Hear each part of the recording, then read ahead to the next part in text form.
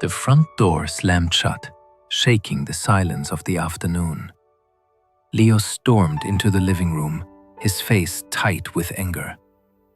He kicked his sneakers off against a wall and threw his heavy backpack onto the floor with a loud thud.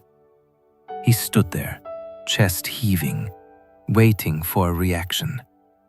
But in the corner, sitting calmly by the crackling fireplace, his grandfather didn't flinch. He didn't scold. He simply watched the storm inside the boy with quiet, steady eyes. The grandfather did not shout.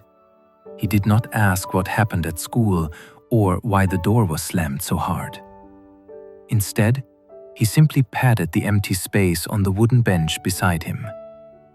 The silence in the room was heavy, but it was not the silence of judgment. It was an invitation.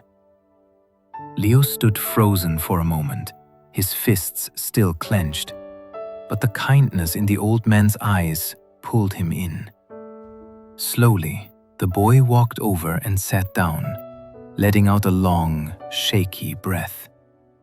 His shoulders slumped as the energy of his anger began to fade into exhaustion. The old man waited for a moment, letting the quiet settle around them. Then he spoke, his voice deep and steady, like the earth itself. "It looks like there is a war going on inside you, my boy." Leo looked up, surprised. He expected a lecture about his behavior. The grandfather continued gently. "It is okay to feel the heat of that fire. Anger is natural.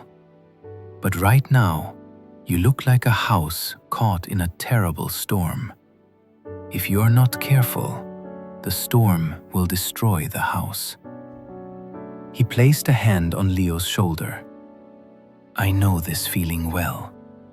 In fact, there is a battle like this that happens inside me, and inside everyone else too." The grandfather leaned back in his old wooden chair, his eyes looking far away, as if seeing something Leo could not. "It is a terrible fight," he began softly, his voice weaving a story into the air. "There are two wolves battling inside every one of us. The first wolf is the wolf of darkness. He represents all the heavy things you carry. He is anger, envy, greed, and arrogance. He is the voice of regret and self-pity." The grandfather paused, looking at Leo's clenched hands. "When this wolf moves inside you, he feels like a wild fire spreading through dry grass. He makes your heart race and your muscles tight. He clouds your eyes so you cannot see the truth, making you believe that the world is against you. He screams that you have been treated unfairly, and he demands that you fight back, even when there is no enemy.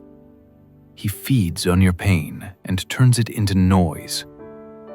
The old man took a deep breath, and his face softened. "But then there is the other wolf. This wolf is the wolf of light. He represents joy, peace, love, and hope. He is humility, kindness, and truth." The grandfather's voice became as gentle as a stream. "When this wolf is present, he feels like cool water on a hot summer day. He brings a slow, steady rhythm to your breathing. He does not fight out of anger or fear. He lives in harmony with everything around him. He helps you see the beauty in small things and gives you the strength to forgive. He fights only when it is right to do so, and he does it the right way."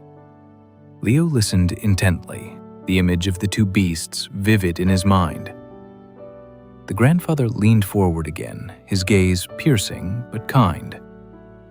"This same fight is going on inside you right now, Leo. It is in your chest, in your mind, and in your spirit. And it is not just you. This battle is happening inside the soul of every person you meet." Leo sat in silence for a long time.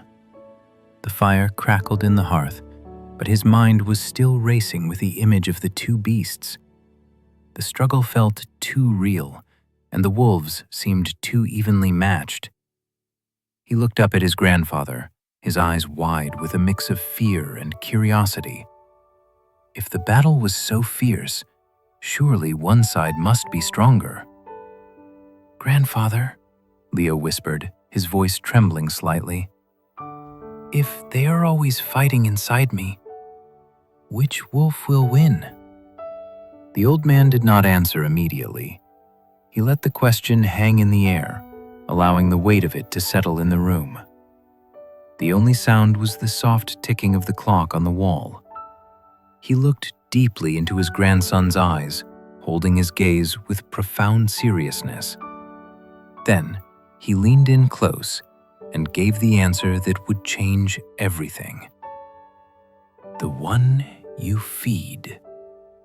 He smiled gently and continued, "You see, Leo, these wolves do not eat meat. They eat your attention. Every time you choose to hold on to anger, you are feeding the dark wolf. But every time you choose to take a deep breath and let it go, you are feeding the light wolf. The winner is not decided by fate. It is decided by you, in every single moment." This ancient story is not just about a boy and his grandfather. It is a mirror for all of us. In our modern world, we are constantly offered food for the wolves. When we spend hours scrolling through negativity online or holding onto a grudge from yesterday, we are quietly feeding the dark wolf. But every time you choose gratitude over complaint or silence over shouting, you are making the white wolf stronger. Peace is not a destination you reach. It is a choice you make day by day. So, the next time you feel the heat of anger rising, close your eyes and ask yourself, which one am I feeding right now? If you are ready to nurture the light within you, make a promise to yourself today. Leave a comment saying, "I choose peace." Stay calm and remember, the power has always been yours.